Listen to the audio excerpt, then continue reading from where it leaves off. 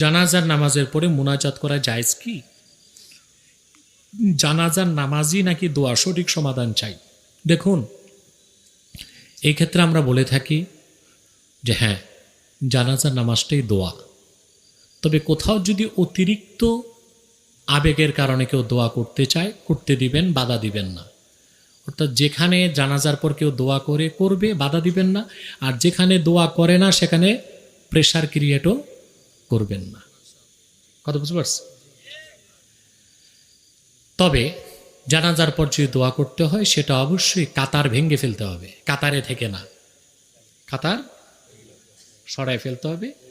হ্যাঁ, এই ধারণা নিয়ে যে অনেকে তো কবরস্থানে যাবে না, তো তাদেরকে নিয়ে একটা দোয়া করি আমরা, দরুদ শরীফ পড়ে, সূরা ফাতিহা পড়ে সোয়াব রেসানির উদ্দেশ্যে একটু দোয়া করে দিতে পারেন। যদি কেউ বলে যে না, জানাজার পর দাফনের আগে দোয়া করাই যাবে না, এটা বাড়াবাড়ির পর্যায়ে চলে যাবে। তার কারণ রসুল করিম সাল্লাল্লাহু আলাইহি ওয়াসাল্লাম জানাজার পর দাফনের আগেও দোয়া করেছেন। আরে শুনেন আগে, যে হাদিসটি আপনার সহি মুসলিমও এসেছে বিভিন্ন শব্দে, ভিন্ন ভিন্ন শব্দে। এরপরে হাদিসের কিতাবের মধ্যে এসেছে হযরত আব্দুল্লাহ যুলবাজদাইন রাদিয়াল্লাহু তাআলা আনহু, মাজমাউ জাওয়ায়েদে হাদিসটি এসেছে। আব্দুল্লাহ যুলবাজদাইন রাদিয়াল্লাহু তাআলা আনহু তিনি ইন্তেকাল করেছেন তাবুক ময়দানে। কোথায়?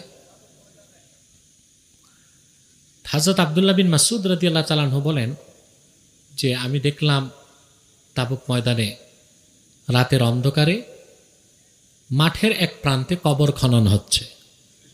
দৌড়ে গেলাম, যে দেখি কবর খনন হচ্ছে আব্দুল্লাহ যুলবাজদাইন রাদিয়াল্লাহু তাআলা আনহু। আব্দুল্লাহ কবরটা করতেছিলেন হযরত বেলাল। কে করতেছিলেন? রাদিয়াল্লাহু তাআলা। তা আমি দেখলাম কবর খননের পরে হযরত আবু বকর, হযরত ওমর রাদিয়াল্লাহু তাআলা আনহুমা আব্দুল্লাহ যুলবাজদাইন রাদিয়াল্লাহু তাআলা আনহুর লাশ মুবারক কবরের মধ্যে রাখলেন। দাফনের আগে দেখি মাথার কাছে দাঁড়িয়ে আল্লাহ রাসূল সাল্লাল্লাহু আলাইহি ওয়াসাল্লাম দোয়া করতেছেন। দোয়াতে বলতেছেন আল্লাহুম্মা ইন্নী আমসাইতু আনহু রাদিয়া ফারদা আনহু। আল্লাহ, আজকে রাত পর্যন্ত আমি তার উপর রাজি ছিলাম, এখন থেকে তুমিও রাজি হও। এটা দোয়া, এটা কি? অতএব কেউ যদি করতে চায় দোয়া করতে পারে, কিন্তু বাড়াবাড়িতে যাওয়া যাবে না, আবশ্যক মনে করা যাবে না। যেখানে দোয়া হয় করতে দিবেন, আপনার মন চায় না আপনি করবেন না, কিন্তু সেটাকে বাড়াবাড়ি পর্যায়ে নিবেন না।